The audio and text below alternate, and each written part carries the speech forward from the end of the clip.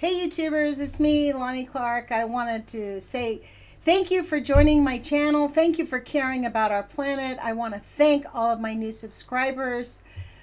This is actually take two. I was blabbing on for about 10 minutes and then I accidentally hit the mouse and stopped the video. So I'm going with the idea that, a higher power helped me make a better YouTube video here. I have this urgent need to discuss these few things and encourage people to actually please do engage in this, because we are being assaulted right now by the nuclear industry and by Traitor Trump's administration thirst for capital and profits at the expense of everything on our planet. About a month ago, I guess it has been, that I reported that Traitor Trump is now, one of his minions wrote a report that says we can now call high-level radioactive waste at Hanford low-level radioactive waste, and now transport it on our highways and put it in shallow graves. And then I reported that they are now limiting access of the Nuclear Safety Defense Board, Safety Oversight Board, to the legacy sites. Legacy sites meaning all of the Manhattan Project sites. And then this last week, I'm reporting on this on my radio show this week, that Hanford, up at Hanford, the Department of Energy has written a 107-page report basically stating that humans are at risk from, and the environment is at risk from contamination if they do nothing at Hanford. There are 4 buildings that are in extreme collapse, basically. They're in extreme decay.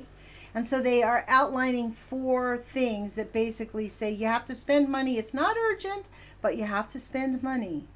And so it's a recommendation to spend some money. But the interesting thing is they're recommending preparing and demolishing 3 buildings totally, and just preparing 1 building because they have to wait to be able to touch it before they can prepare the area, but they can't really take it apart because it's way radioactive.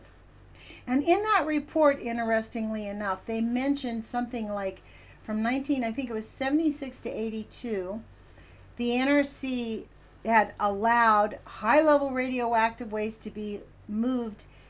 To facilitate moving this high-level radioactive waste, they reclaimed it as low-level radioactive waste. They did this for 5 years, and then it caused such a problem they had to stop doing it. And I went, wow, that's exactly what they're doing right now.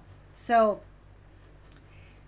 okay, so all of those 3 things happened, and then today we get a report that says the NRC, at the behest of the Trump administration, is considering inspecting our private nuclear power plants less often to save money, because they're all running so well and the licensees know how to handle everything.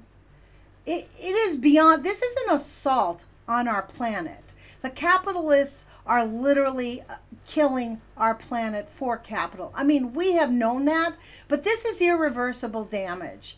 This is not something that will go away. I personally believe that all of this is about normalizing nuclear contamination. Just as people don't get freaked out when their kids die of cancer, they don't become anti-nukers.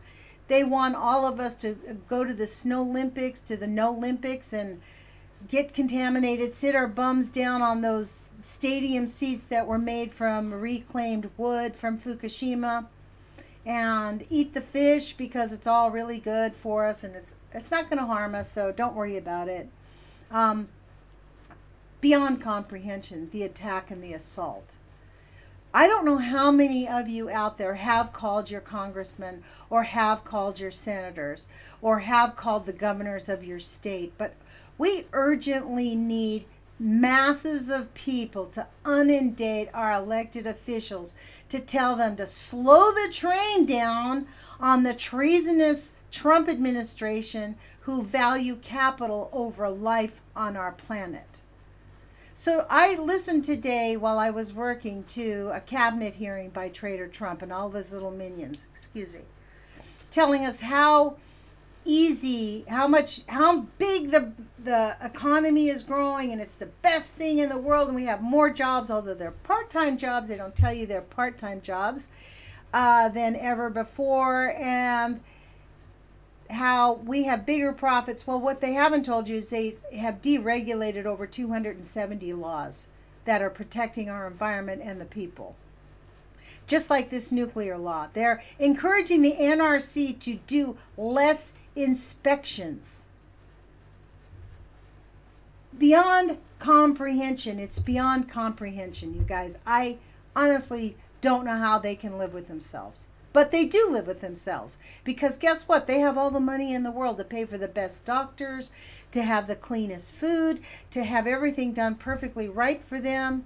They don't have to worry about their children or grandchildren dying of cancer, because if they get cancer, they can get the best medical care and extend their lives as long as possible. This is what we're at. When they called themselves the nuclear priesthood, they were right. They really did designate themselves like the pharaohs of the Egyptians, who brought their people out into the middle of the desert and forced them to die and starve to death so that they could continue to have their money. This is exactly where we're at.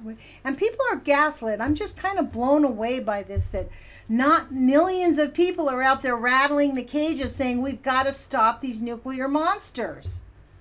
I personally didn't even know about it myself. I was like the ignorant masses until 2013.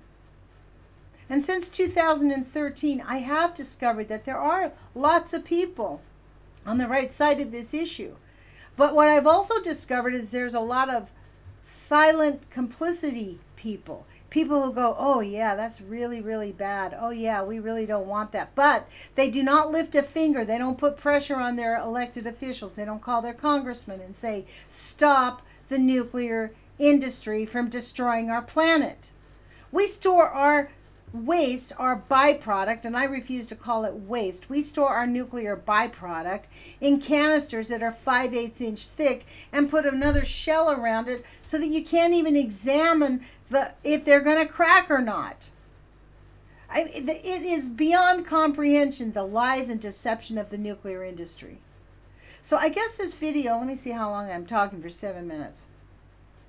What I really want is to get every single person who hears this video to contact your elected officials and say, we have got to stop upending 70, 80 years of what little nuclear regulation we have. We have had very, very, very little nuclear regulation or oversight. Yeah, we got lots of rules on the books, but they just let them break the rules, and then they pay a penalty, and then they go, oops, we're sorry, here's your $12 million. While they make $1.5 billion from making the mistake. And then we have to pay them to fix the mistake, because if we don't pay them to fix it, we're going to be contaminated even worse. It's the cycle. I guess they call it a win-win. If you're interested in omnicide and genocide, that's a win-win. I personally want to stand up for life.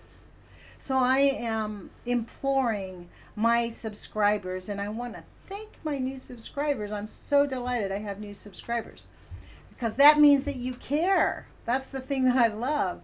So I want to encourage all of my subscribers to please, please call your elected officials and say, have you looked at what the Trump administration is doing to our nuclear industry, encouraging the NRC to stop oversight at our nuclear power plants, especially those of you living on the East Coast, especially those of you living in New York near, imagine if they stopped having inspections at Indian Point or Oyster Creek. I mean, it's beyond comprehension, you guys. You cannot imagine the havoc this is going to cause you. So we need every single person to call their elected officials. We need, I actually believe if we got as many as 20 people, 30, 40 people to call, I think we could make a difference, because it really is that many few people that do make a difference. My congressman's office, Pete DeFazio, told me that in a year they get about 3,000. We have a district of about 330,000 people. They get about 3,000 calls a year. And most of them, as they called it, are repeat offenders like me. The same people call up all the time on issues. So we need to expand that base. We need to encourage people to become civically active and be citizens of the planet and stop the overlords from destroying our planet. I guess that's my message for the night. So I really appreciate all of you, and I really want to thank you. I am remiss. I do make an effort to respond to the comments, but honestly, I don't go to the comment section very often just because I'm super busy. So sometimes it takes me a week or a week and a half to even see that I've had comments.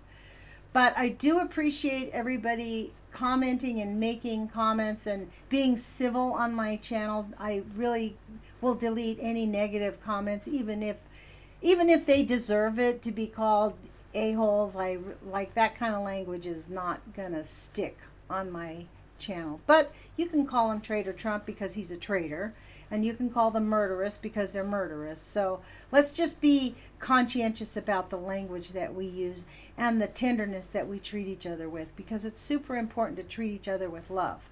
So, you know, we gotta, like the Bible says, you gotta walk in love, right? And love is greater than fear. That's my life motto. In fact, I got it right here tattooed on my arm. And I'm thinking about getting happiness is resistance. And by the way, Mr. Thomas Ackerman, I appreciate you mentioning me the other day, but it was not happiness brings resistance. It's happiness is resistance. And the idea behind that is our overlords want us to be miserable, because miserable people are very easy to control. You keep people just enough with enough physical comforts but emotionally miserable, and they are like what we have now, a very complacent society with people just mumbling and grumbling and complaining.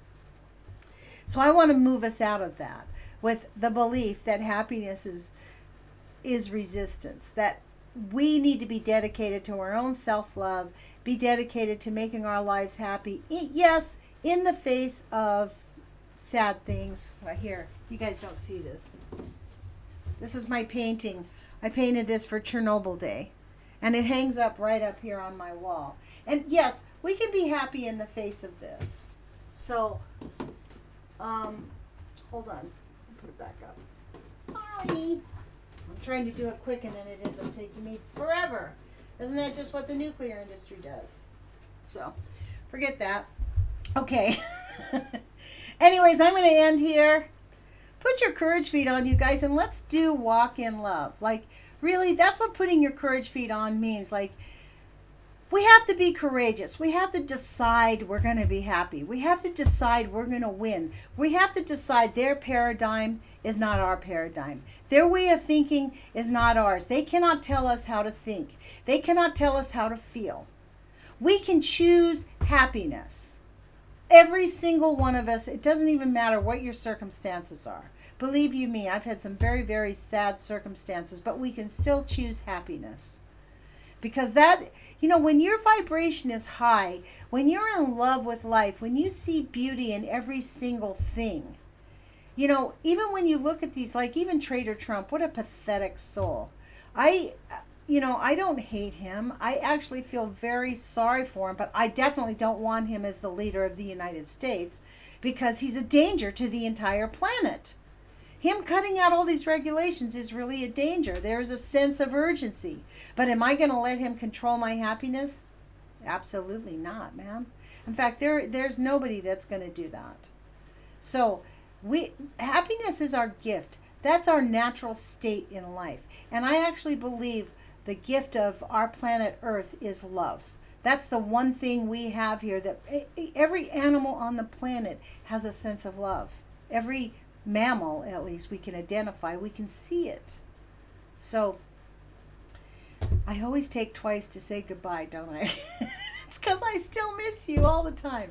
So we'll talk to you guys again later. And I'm actually going to put out another video on politics. Ciao, you guys. Put your courage feet on.